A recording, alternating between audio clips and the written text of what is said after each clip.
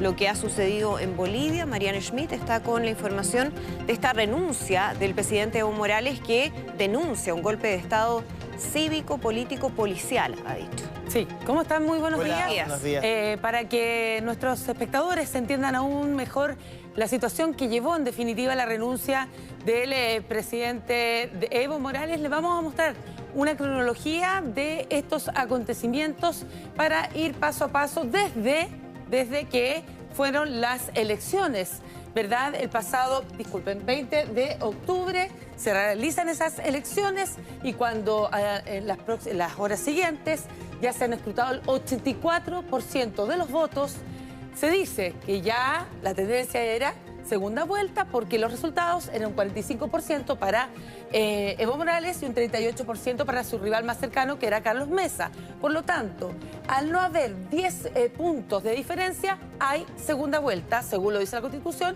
y porque además Evo Morales no tenía la mayoría absoluta.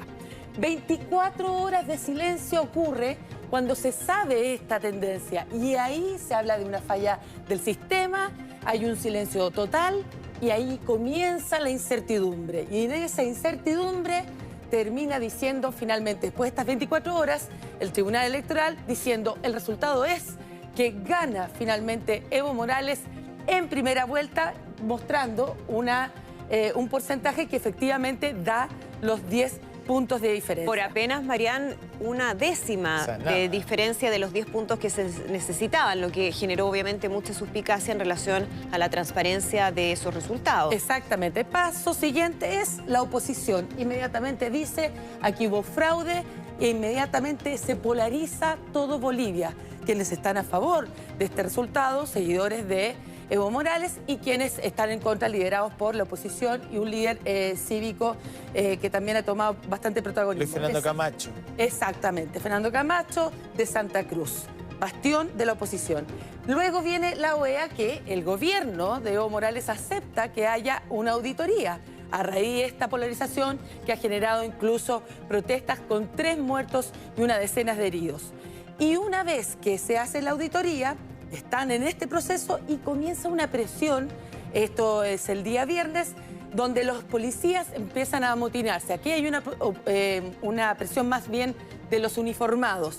Y es aquí ya el clímax de lo que ocurre, que es en el día de ayer que se da a conocer. La OEA dice, hemos detectado en esta auditoría graves irregularidades. Habían firmas falsas, habían dicho que en el conteo muchos datos erróneos, personas que no habían votado pero sí estaban contabilizadas. En definitiva, tras esa detección tan grave, ahí comienza otra situación que tiene que ver con Evo Morales. Dice ya, acepta esta auditoría, por lo tanto convoca a elecciones. Ahora, entiendo que a esa altura ya algunos motines policiales habían dejado sus funciones.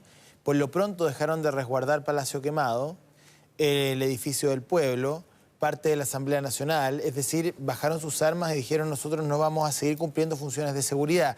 Y a eso se suman las cúpulas militares que amablemente, y lo pongo entre comillas porque efectivamente hay un... lo más relevante. Amablemente invitan al presidente Evo Morales a que por favor presente una renuncia a la Asamblea. Exactamente. Vamos al siguiente video que hemos preparado, que tiene que ver, en definitiva, qué es lo que motiva la renuncia de Evo Morales. Ese es el punto clave. Se convocan las Fuerzas Armadas, dan incluso una conferencia de prensa y dice, por favor, Evo Morales renuncie. A eso se suma la policía y aquí la Central Obrera de Boliviana, que es el sindicato más grande y lo más relevante, que ahí escucha a Evo Morales y ahí es donde empiezan las renuncias. Claro. Empiezan a renunciar 3 ministros, el vicecanciller, el presidente de la Cámara de Diputados, ojo con esto, y es ahí donde Evo Morales anuncia definitivamente que dimite y viaja, se va de La Paz.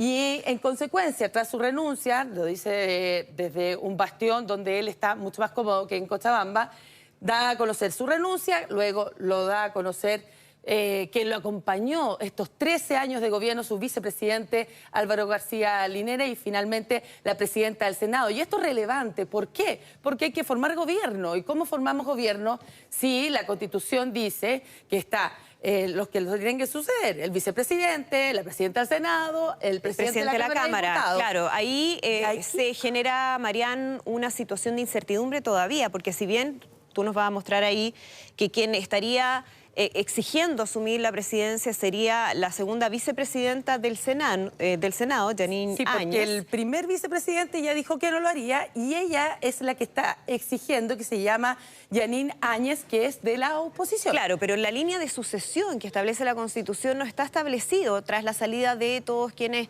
ya habían renunciado. Por lo tanto, hay bastante incertidumbre de quién va a asumir la presidencia o de qué manera se va a hacer, porque Luis Fernando Camacho, que es el representante de este comité, quien ha liderado, ¿no?, la oposición en contra de Evo Morales, lo que ha planteado es la instauración de una junta de gobierno, que nadie sabe muy bien cómo va a conformarse, quién va a estar allí, durante cuánto tiempo. Entonces, en estos momentos, nadie sabe en Bolivia quién va a gobernar, si es que va a ser hasta la fecha del llamado supuestamente a la segunda vuelta que se iba a realizar el 15 de diciembre o si se va a establecer una nueva fecha. Hay una situación que no está establecida. Ahora, la Asamblea tiene que primero aceptar, yo no sé si lo ha hecho durante la noche o en las primeras horas de esta mañana, la renuncia del presidente, porque hasta que no se acepta la renuncia el presidente no deja sus funciones. Luego viene esta cadena de personajes, todos del MAS. Bueno, García Linera por lo pronto, la propia Adriana Salvatierra, que era ciudadana chilena. Sí, que ella renunció chilena a su... boliviana. Exacto, ella renunció a su ciudadanía porque su madre era chilena, estaba vinculada a las juventudes comunistas. Exacto. Luego se habló del presidente del Tribunal Supremo, pero el presidente del Tribunal Supremo era el mismo que autorizó la candidatura de Morales pese al referendo revocatorio. Entonces también estaba de alguna u otra manera vinculado al moralismo más duro, digamos. Es que ese es el tema, porque según la línea de sucesión, ya que con todas estas personas renunciadas y ella exigiendo en rigor, el que tiene que asumir es el presidente de la Corte Suprema, que se llama José Antonio Revilla. No se sabe de él, aunque se cree que habría pedido un refugio en alguna de las embajadas. Por lo tanto, ¿qué se tiene que hacer en las últimas horas? Hay que convocar a nuevas elecciones. Existe un plazo máximo de 90 días y, en consecuencias, quienes tienen que tomar o no a consideración lo que está pidiendo Jeanine Áñez es el Congreso. Por lo tanto, lo que se va a ver en las próximas horas es el Congreso reunido. Esto en medio de una situación de estallido social en las calles, porque cuando se conoce la renuncia de Evo Morales salen muchas personas a celebrar, o sale un grupo importante de personas a celebrar en las calles, pero en paralelo empieza a desatarse una serie de hechos delictuales, saqueos, ingresan a la casa de Evo Morales también a saquear y a vandalizar, y así se empezaron a repetir una serie de hechos bien violentos. Bien violentos, no solo contra él, sino con varios dirigentes de su gobierno. Evo Morales, les contaba, se encuentra en Chimoré, que se encuentra en este bastión en Cochabamba, es un líder cocalero.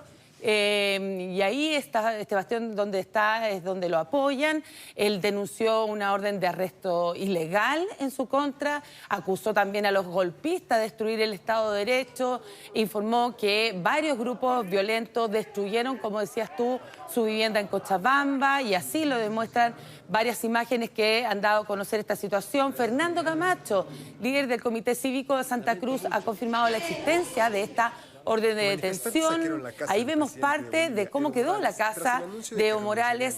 Camacho dijo que la policía y los militares están buscando al exmandatario, mientras el candidato opositor y expresidente Carlos Mesa dijo que los bolivianos habían dado una lección al mundo. Revisemos algunas reacciones. En Chile, ¿qué ha señalado? El gobierno chileno expresó preocupación por esta situación en Bolivia y llamó a encontrar una pronta solución pacífica. México estaría dispuesto a darle asilo a Evo. El canciller informó que se le ha otorgado asilo a 20 autoridades, tanto del Ejecutivo como del Legislativo boliviano. Que ingresaron a la embajada, ¿no? Exactamente. En Brasil, Lula, que recién ha sido liberado, condenó el golpe de Estado, dijo, en Bolivia, dijo que era lamentable que América Latina tenga una élite económica que no sepa cómo vivir con la democracia y la inclusión social de los más pobres. Desde Argentina, Alberto Fernández le pidió a Macri que dé asilo a la embajada argentina a exfuncionarios bolivianos.